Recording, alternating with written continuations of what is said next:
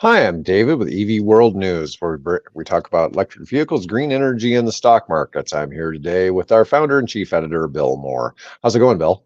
Going good, thank you very much. Beautiful day out this morning. I had a nice walk, and now I'm here with my best companion on the internet at the moment. So, Yeah, you were telling me one time that you went up on one of the, was it a Papillion water tower or something like that, and you were looking, you yep, could actually see smog over the city.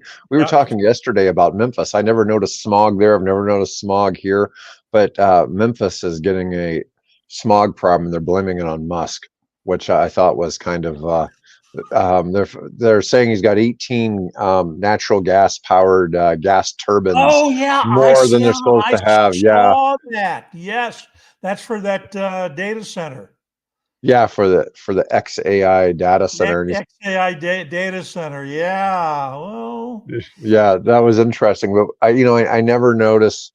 One of the reasons it's probably not easy to have smog here is we have so much wind, right? So right. if we did have smog, it would blow away every day. Yeah. It would go That's somewhere yeah. else.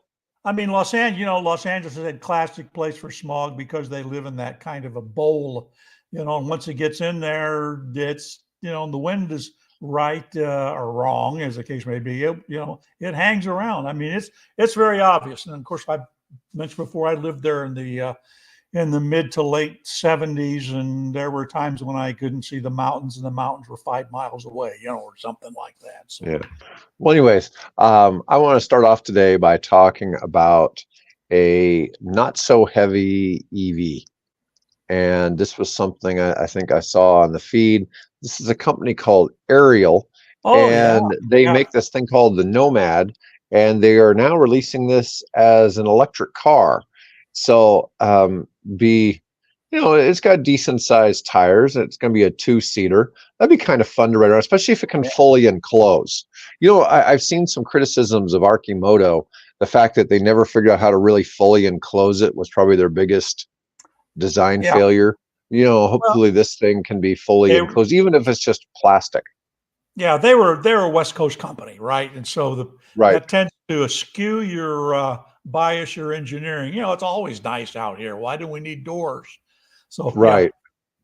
Yeah. So this is a low volume British car maker, Ariel, and it reimagined the iconic Lotus 7, gaining something of a reputation for building the car that filled Jeremy Clarkson's epiglottis full of bees on Top Gear. yeah, that was an interesting comparison. Yeah, Yeah. At one time, that was the most torrented TV show on the internet. Wow. Yeah, Top Gear was kind of a cool show. Anyways, this e-Nomad can match the more than respectable acceleration of its gas-powered car, which means 0 to 60 in 3.4 seconds, even with knobbly all-terrain tires. But rapidly accelerating electric vehicles aren't anything special. What does stand out is its relative lack of mass. It weighs just under 2,000 pounds at 1,975 pounds, 896 yeah. kilograms, less than half as much as most of the EVs on sale today. It has just a 41 kilowatt hour battery pack right behind the cabin, replacing the internal combustion engine and fuel tank you'd find on a regular car. Now, and of And course, it points out here that the that battery pack, because it's off road and because it's got the gnarly tires and everything, it only does about 150 miles of EV range. But then, that the car is really kind of meant if you're in a drive a beach, on the West Coast someplace, or Georgia or wherever, or get down to the. I don't know if it'd be appeal to any deer hunters, but I don't know if I'd want to take it back into the you remotes know, of Montana, but it has 281 horsepower and 360 pounds of torque. Of course, yeah, that's pretty normal for an EV to have a lot of torque. But let's see, it has a 30% reduction in drag. But the range is quoted at 150 miles. yeah. But they're saying they have sustainable manufacturing. Not sure what that means. Um, Seriously clean fun is the brand's philosophy. Exactly. Yeah. let's see, lower carbon footprint than regular carbon footprint using some kind of special composite. Substituting a natural composite comes with a weight penalty due to lower stiffness, but the resulting panels are 9% lighter than they would be with a conventional composite. Let's see. It's all about innovation. Yeah. They cut in half the carbon footprint of the tooling for the panels, saving more than 11,000 pounds of carbon emissions in the process. Both bodywork and tooling are also recyclable. And it's interesting. Yeah, I thought it'd be a little, the first, in today's feed, the first article I posted was on a 1917 Roush Lang electric car. And I really, I've had this crazy dream. If I had unlimited amount of money, right? I mean, if I were a Musk, right? I'd want to go into the business of remanufacturing those cars, the sort of classic upright, as a city car. You're not going to take it cross country, but then I don't think you'd want to go anywhere in the aerial cross country, any kind of distance. But just to have a luxurious, fun kind of a car, to run around town in and to, really make a statement, to have this thing was that one step beyond a buggy, right? It's right. Really, it's really just a cool car, and it had some interesting innovations for its time. I didn't see anything with respect in the article that I posted. The size of the battery. It looks like it had about 1, 2, 3. I think it looks like it had 6 batteries in it, but were those 24 volt? Were they 12 volt? And they all looked like they were connected in parallel. So, not being an electrical engineer, I can't tell you how much that translates into, but it's got some interesting things on it. It's just a cool looking car, So you can have the aerial, if you want something that really stands out, and you don't have to have a Cybertruck to do that. You could have something like this, or you could, buy a reconstituted, reinvented retro Roush Lang. I thought that would be cool. But anyway, yeah. I was going to say my next topic: AI's race for U.S. energy butts up against Bitcoin mining.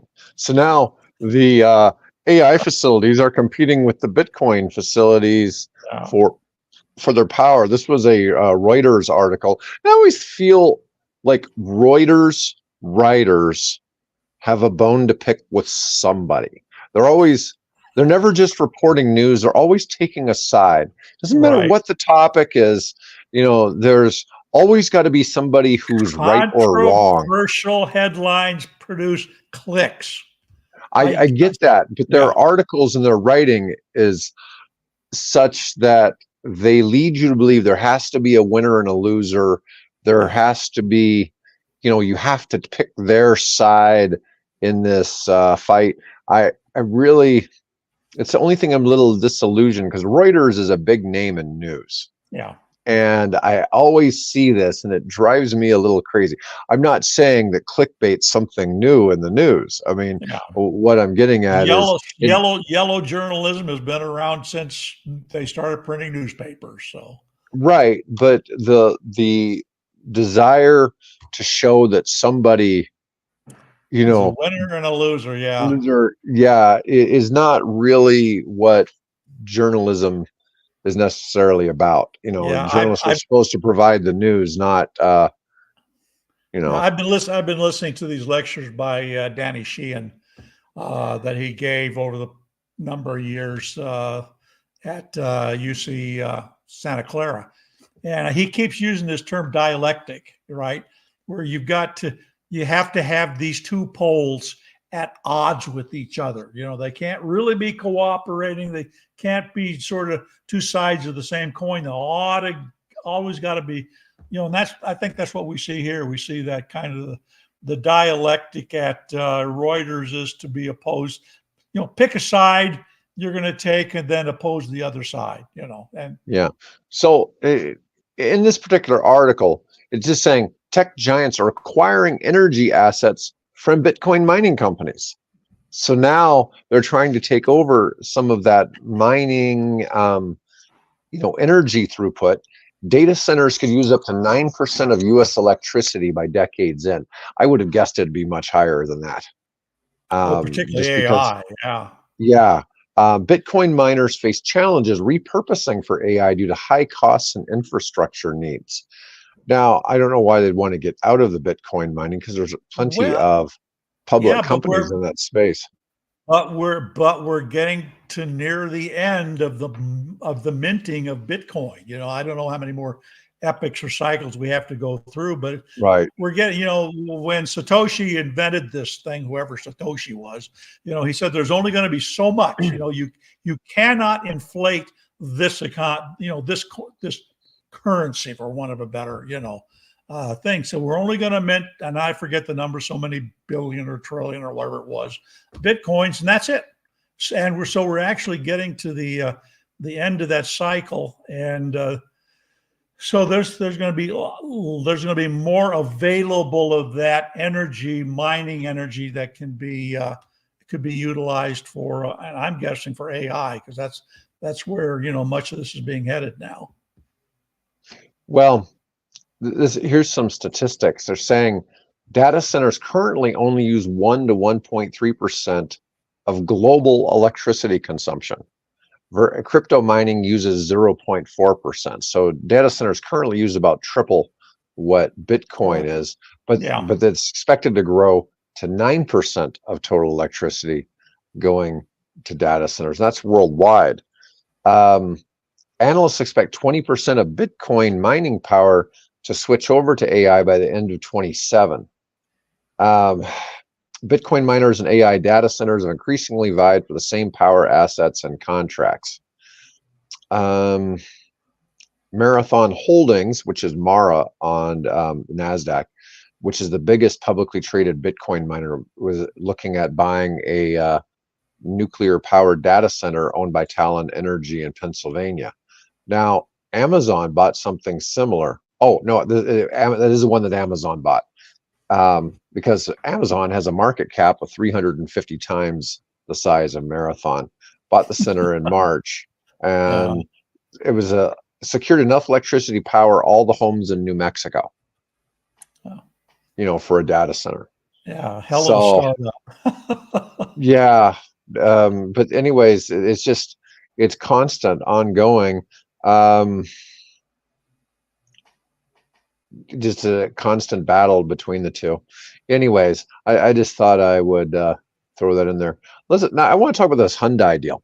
So Hyundai's new extended range tech will bridge the gap to EVs. Now, is this a new plug-in hybrid type system, or what do we got going here? I saw it and I said, boy, I got to read that. And of course, we doing the podcast before I had a chance to read it. So I am guessing it's probably a plug-in hybrid.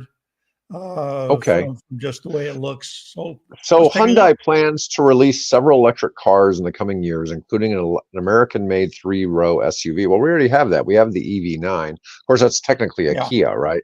But it's also investing in other technologies for buyers who aren't ready to go electric. One is an extended range system that promises over 550 miles of driving range. Okay, it's still got a innovative drivetrain that relies on a gas-burning engine to quell range anxiety. It won't directly go to the wheels. It will act as a generator that makes electricity. These ones that burn gas as a generator tend to still be more energy efficient, though, than a regular gas engine. Well, you know why?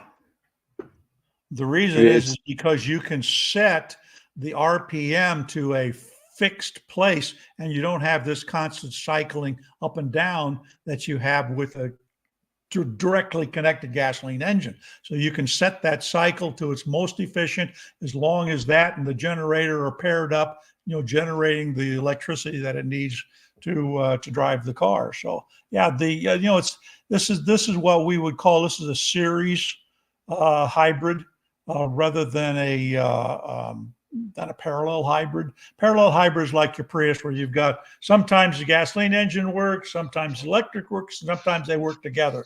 Series hybrid, is where you have the gasoline engine powers a generator. The generator supplies electricity to either the battery or the motor, depending on where it is in its energy cycle. And that's what they developed here. So it's been around. It's been probably nearly 20 years now that technology's been around. Right.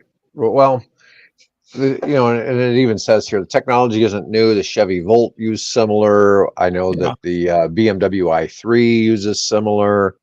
The that new Dodge Ram 1500 pickup truck that's plug-in hybrid is using similar. Yeah, I think Andy Frank I think Andy was at UC Davis. Demonstrated that even before. I mean, that's where GM got the idea. Was from Professor Andy Frank. I'm not even sure he's with us anymore. If he is, hi Andy. But that was a great idea, and GM took it and ran with it at least for a while, and it's nice to see it coming back. Yeah. Okay. So Hyundai is going to release an Ionic 9, which is going to be its 3-row SUV, but it's going to be closely related to the EV9, just maybe a little difference in the sheet metal.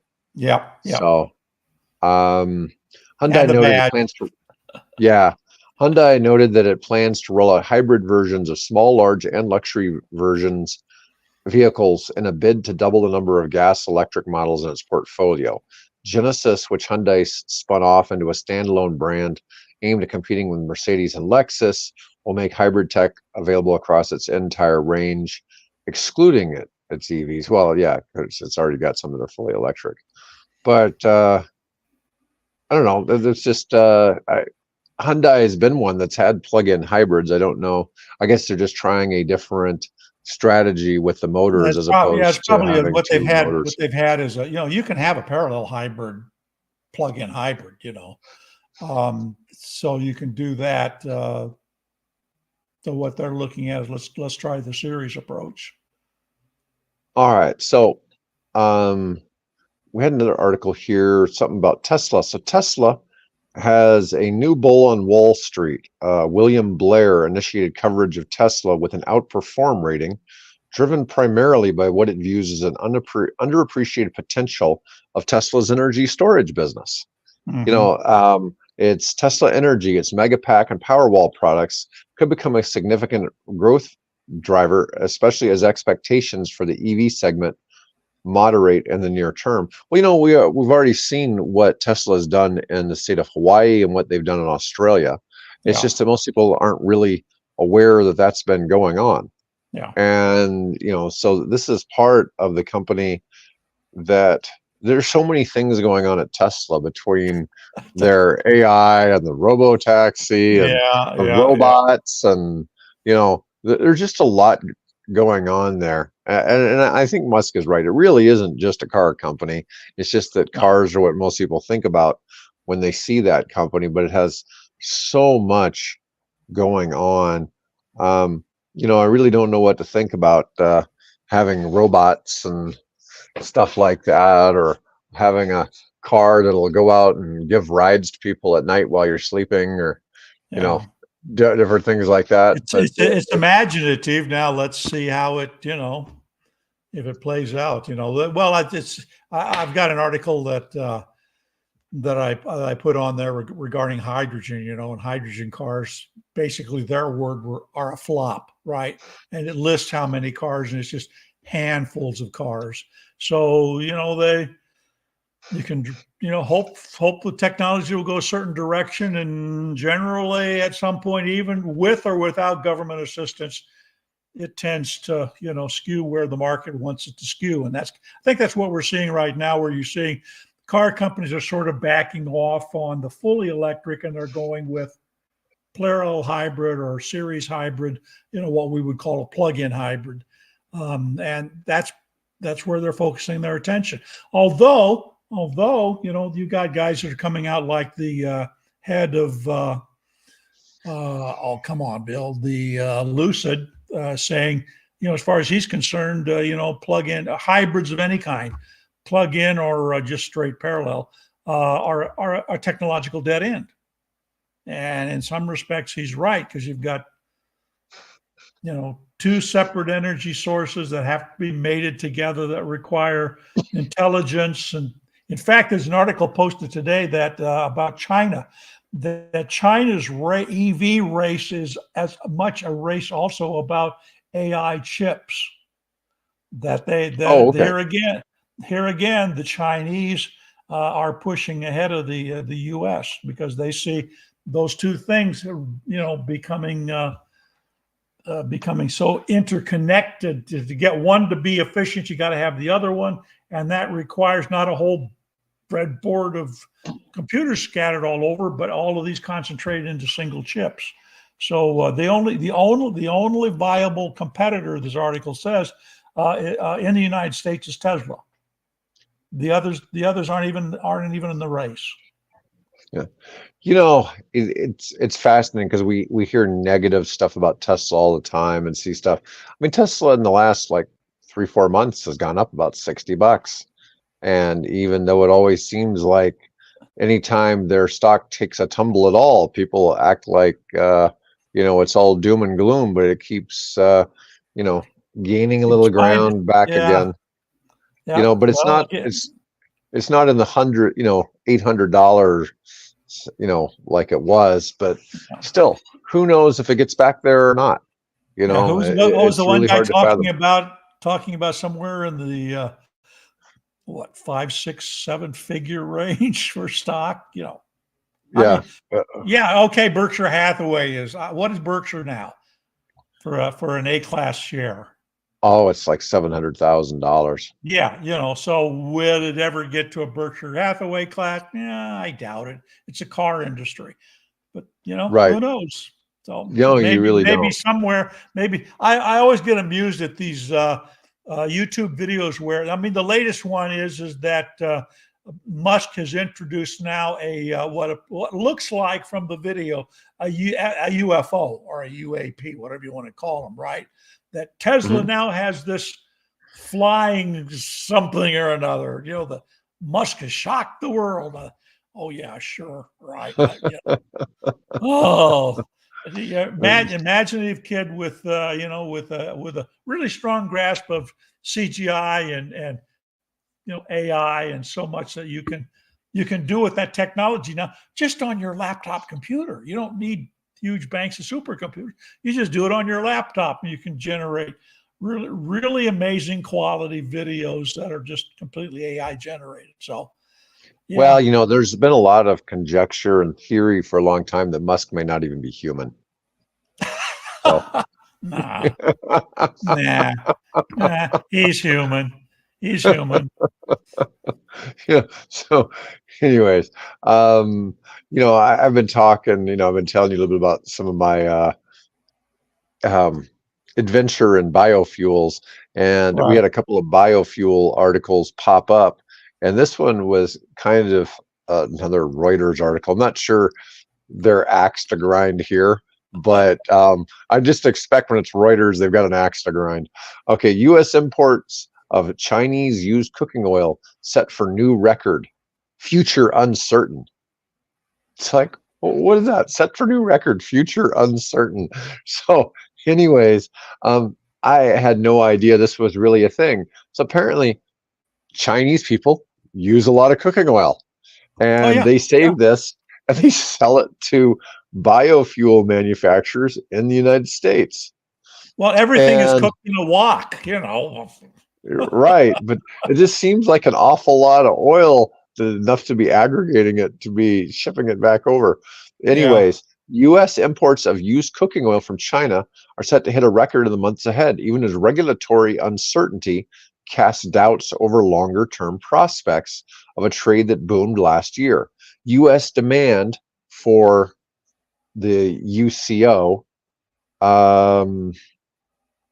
used cooking oil. Interesting. Used cooking oil. It's used as a feedstock for biofuels like renewable diesel, has surged as federal and state governments launched incentives to support the industry as they aim to decarbonize transportation.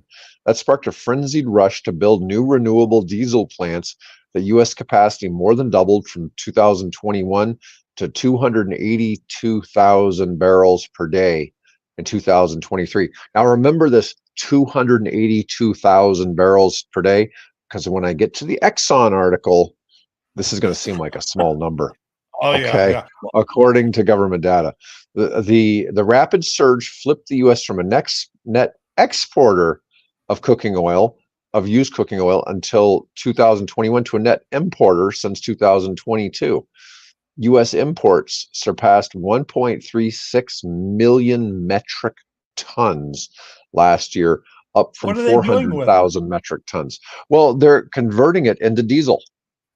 So they're running it through an extraction process. So what'll happen is if you take a ton of this, you'll come out with a certain amount that can be turned into diesel, it'll be exactly the same carbon.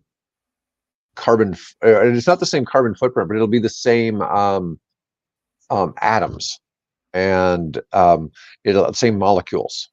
Okay, but what'll happen is you'll have a certain amount of each ton that becomes fuel. You'll have a certain amount of it that becomes, say, used for asphalt, for roads. And then there's a few other things you can create from, and then some of it's probably still just waste.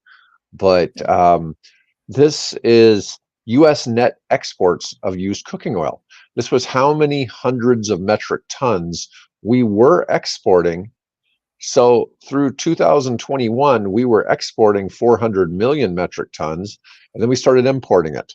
Then in 23, we went over a billion metric. It looks like it's showing what a happened billion that metric year, tons. I wonder? Well, it's because we're bringing in so much cooking oil now from China.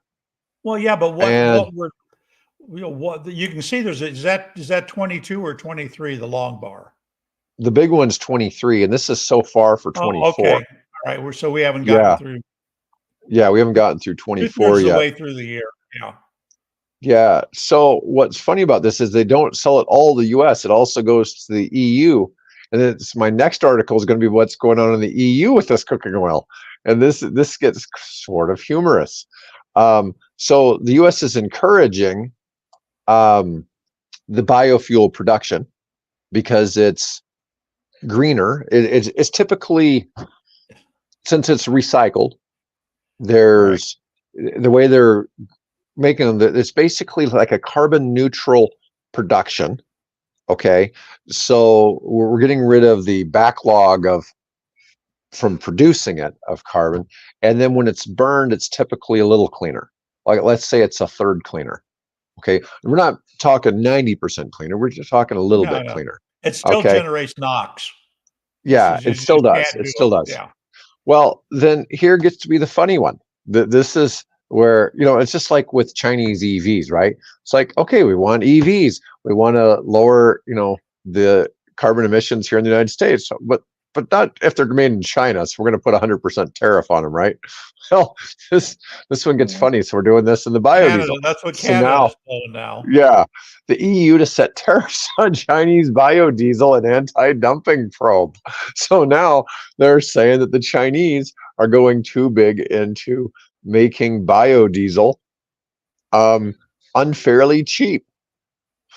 And where's that origin? Is that all soybeans? And where are those soybeans coming from? Well, I think this is more coming from the cooking oil again. Well, yeah, but that's what I don't I'm saying. know. Is it coming from soybeans? I don't know. Is it coming from safflower, or sunflower? Probably various vegetables, though. And how much of that then waste cooking oil, which is basically just, they cooked it, it's got little bits of particles of, fish and rice, whatever else they deep fry that in. Then I've seen stories about how for example, there is a shortage of olive oil, particularly out of the Mediterranean because of the climate change. So there's been suspicions that they're doctoring the olive oil.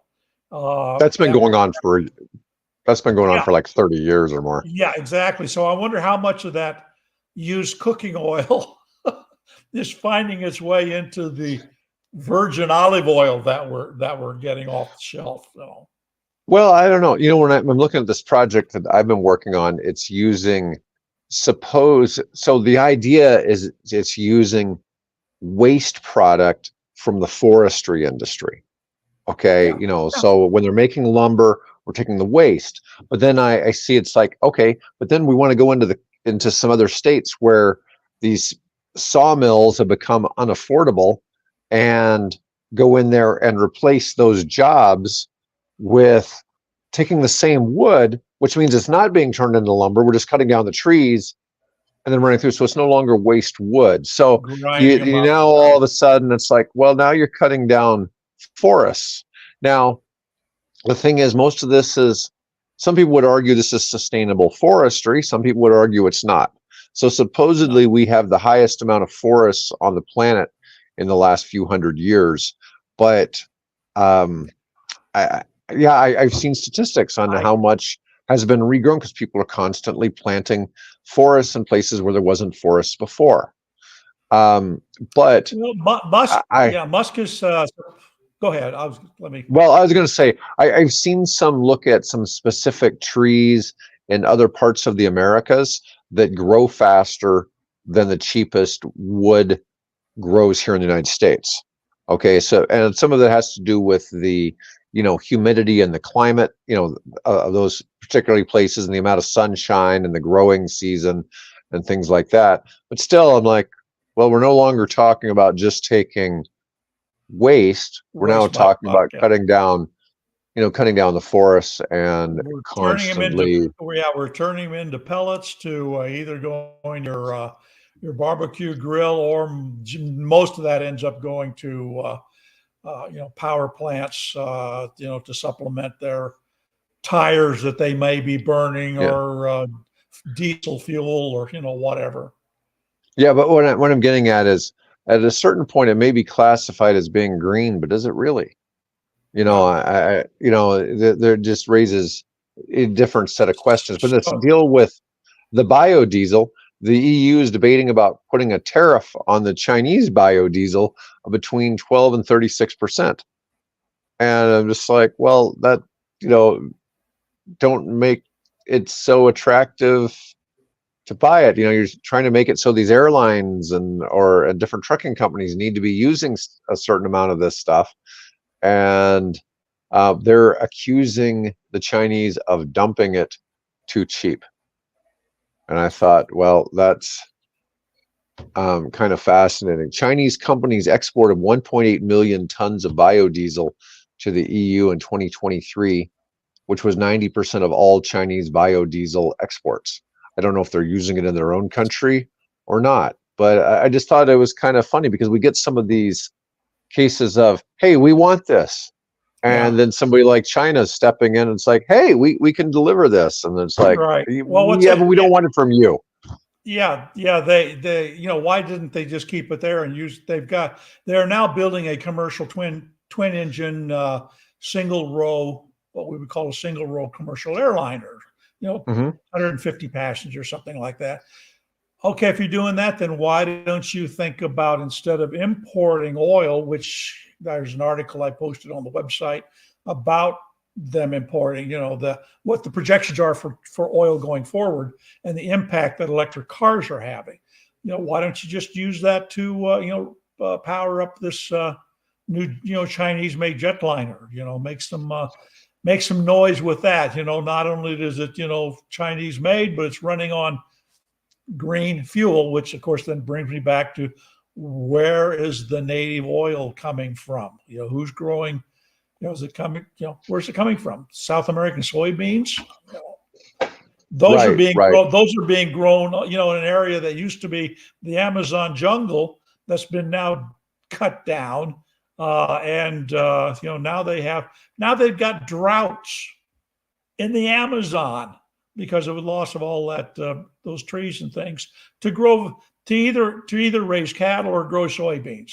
So I don't know. Right. No, I get it. I don't know what the urge to grow soybeans is all about, but whatever. I guess it's good for Nebraska.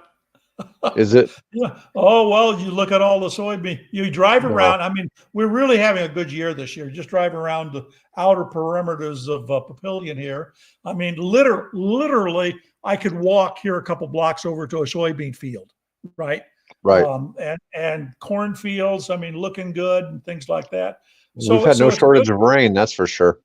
And the advantage is, as you may be aware, of course, is that soybeans uh, fix nitrogen into the soil, so you can grow soybeans for several years, up the nitrogen level in your soil, and then you just replace those, with corn, which is has a heavy draw on nitrogen. So you kind of helping. It's like it's like the Native Americans would do. They would grow corn and they would grow beans and they would grow squash together because those three help each other, to maintain soil fertility. So that's kind of what we're doing here in the Midwest. So you see all those soybeans, a year or two from now, that'll all be corn again. And I've lived here Right. 6 years and I've seen it go through at least 2 cycles: corn, soybeans, soybeans, corn, and so on. All right, so let's get to my main article for today.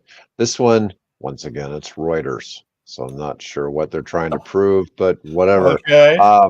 Exxon forecasts 2050 oil demand to match today, which is 25% above what BP estimates. Okay, so what they're saying is the current demand for fuel is 100 million barrels per day. And they expect it to be the same all the way through 2050.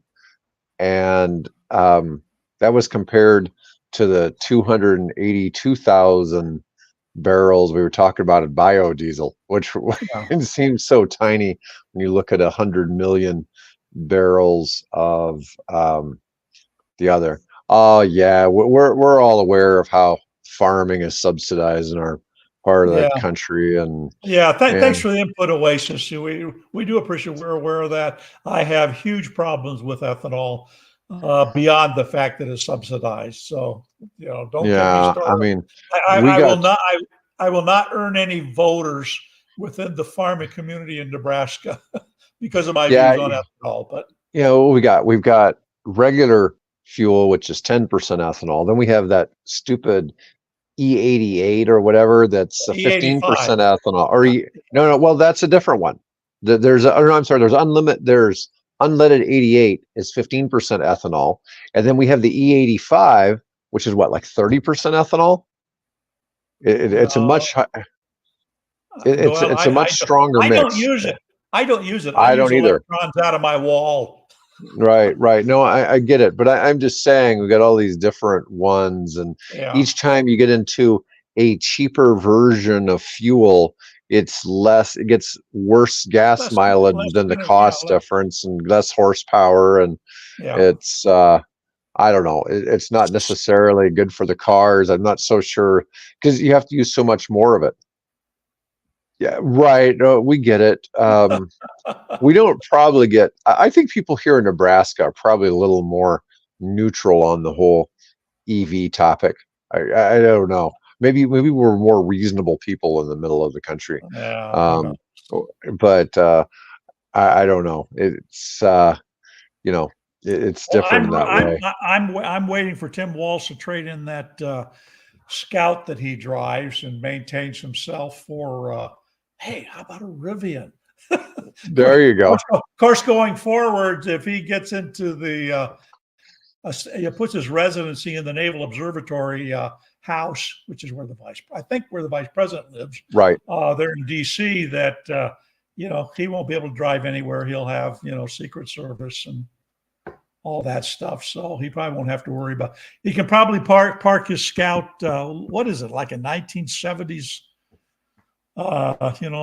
Scout. Who International Harvester? International Harvester. Yeah, International Harvester built those. So I mean, that's the classic, probably in some respect, original SUV. To a certain degree. Yeah. Anyways, Exxon saying that their outlook is that they figure, currently Exxon's pumping 4.3 million barrels per day. So they're only pumping 4% of the world's output. Yeah. which was 30% more than Chevron. And BP is cutting production. Now, BP is planning to cut production to 2 million barrels per day by 2030, but it didn't give a statistic for what they're currently using. Exxon does not feel that EVs will significantly alter long-term global oil demand. And even if all cars switch to EVs, they expect it would only reduce demand by 15%. So Yeah, that that's because we have to think about the fact that petroleum is not used just to power cars. That is the right. basis of the entire, plastics industry. That and the natural gas, obviously. And I don't know if you saw this or not, but there's a recent medical meeting. They were announced that they are now finding microplastics in our brains, and they're Mhm. issuing a warning that this is a crisis that we need to start looking at, because that stuff is permeated everywhere. Yeah, let's see. If every new car sold in the world in 2035 were electric, crude oil demand would still be 85 million barrels per day, the Yeah, same as it was in 2010, which, it's all the embedded yeah, infrastructure of the cars that we've been, yeah. selling for the last 100 years. So BP projects oil consumption will peak next year in 2025 and decline to 75 million barrels per day in 2050. The um, the International Energy Agency says that we need to drop to about 24 million barrels per day to reach net zero, for the world to reach net zero emissions by 2050. yeah, So, anyways, I don't know.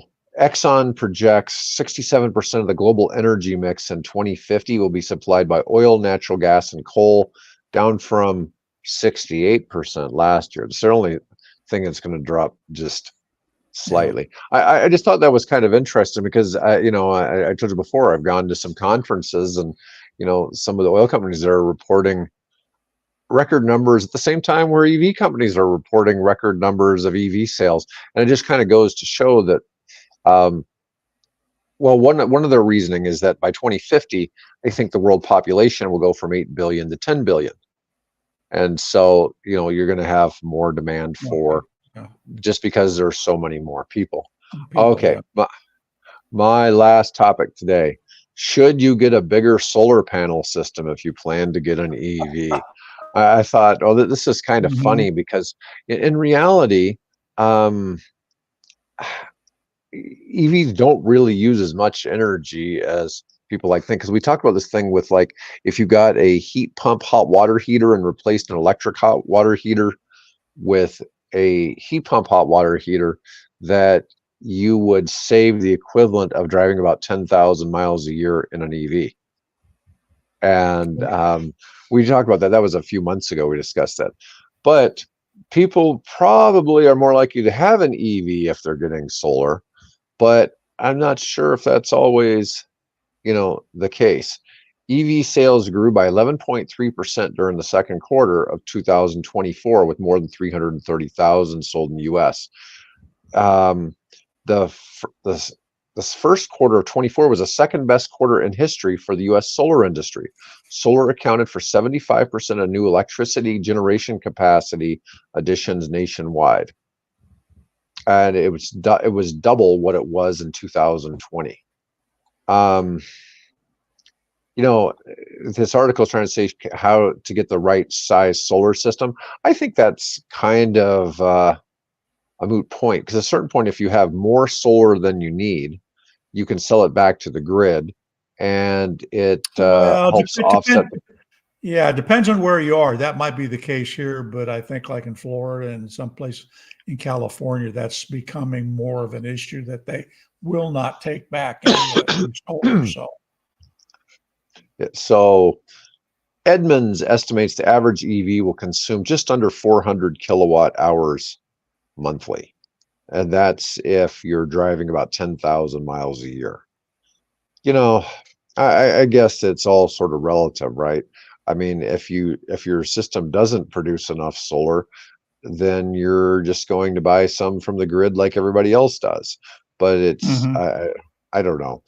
I don't know that it's really that useful of trying to worry about future proofing a solar system for that extra energy need. It's probably just a couple more panels than well, it'd be more than that. Yeah, it'd be more than that. but, I mean, but you know what I mean. I had 6 panels.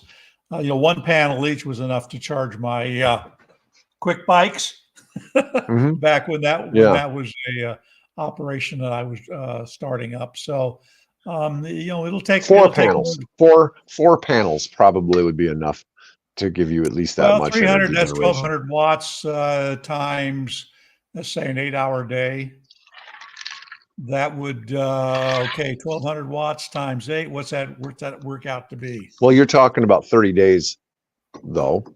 Well, yeah, but it's if you're driving 20, 30 miles a day in your EV, right? This sort of right. No, I get that. What does that work out to be? Quick, do the math. Oh, let's see. If we're doing oh God, I'm gonna break out my calculator here. I just did mine too. Here. Okay, 1,200 times 8. They said 400 kilowatt hours. We divide that by 30. That's 13.3 kilowatts per day. That would be 2 panels for about 7 hours.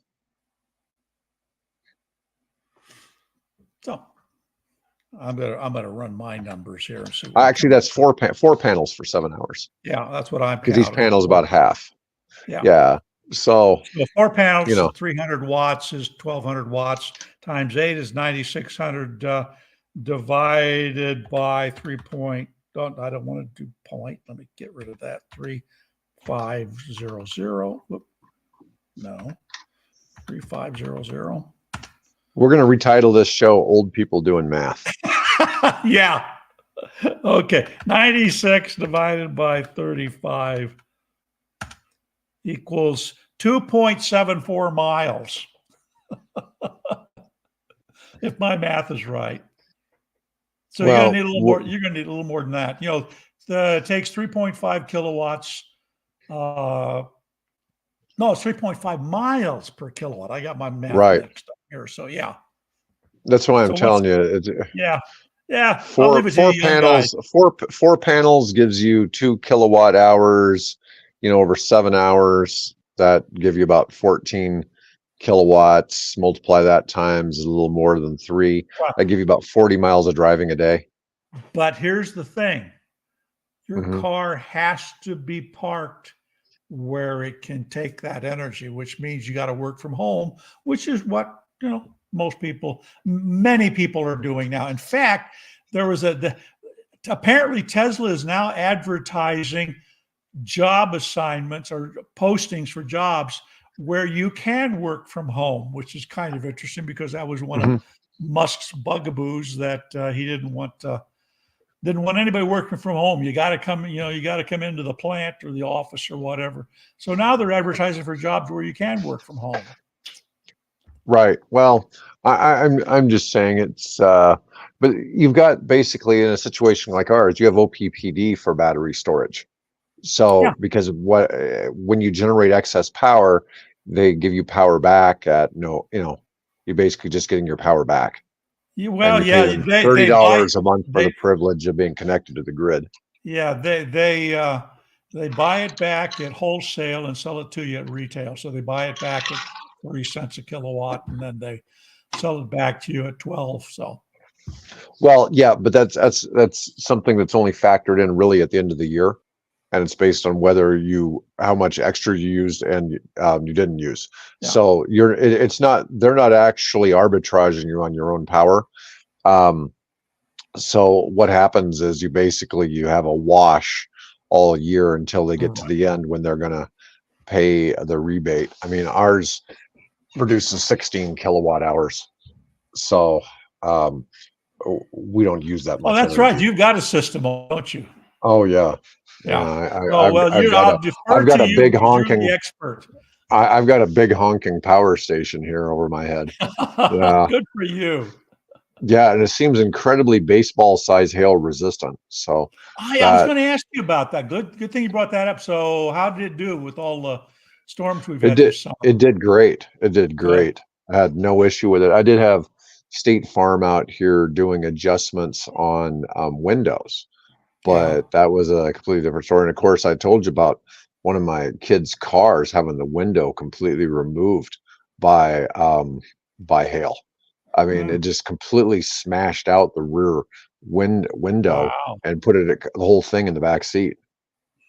So, I mean, that was pretty hellacious That was piece a of hail. serious baseball sized piece of hail. That was more like a chunk of My, concrete fell from space. my wife was going through the freezer yesterday, Yeah. and she came up with this little thing. I saved the hailstorms from the storm that did.